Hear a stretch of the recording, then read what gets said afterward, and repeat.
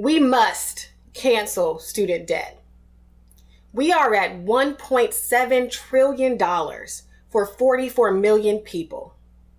And while so many of us were told that this is good debt, the kind of debt that helps you build financial security and well-being, that is not the experience of so many of those 44 million.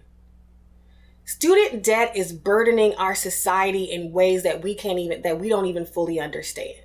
And it is disproportionately weighing on borrowers of color, Black borrowers in particular, who are more likely to borrow more, and to struggle in repayment. And that is the direct result of centuries of racially exclusionary policies and practices that continue to this day. Cancellation will disproportionately help those borrowers and other low-income, low-wealth borrowers who believed that the idea that this debt would help them, that it would push them forward. But the promise of that, and the promise of the Higher Education Act that Lyndon B. Johnson worked so hard for in 1965, has not been met. This is also an economic issue. Canceling student debt will put tens of billions of dollars back into the economy over the next decade.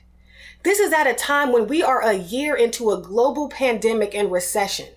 We have lost lives, we have lost jobs, we have lost small businesses. Our economy and our society will never be the same.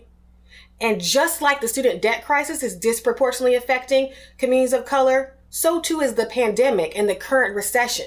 If you've learned about student debt through reading the newspaper, you've probably imagined that people with student debt are all of the same sort, all economically disadvantaged. There's a few facts I want to convince you that that's just not true. What we know is that children from higher income families actually take on more student debt than children from more disadvantaged families. That's because they go to school longer, they go to more expensive schools, and they often go on to graduate school.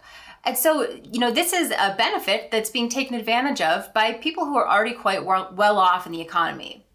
The other fact is that more than half of the outstanding student loan balance in the economy today is held by people who are in the top 40% of the income distribution. What that means is that if we were to forgive this debt, this would be a hugely regressive policy. Yes, people with low income would benefit, but people with high income would actually benefit statistically much more. To me, that's a very poor way of crafting a solution.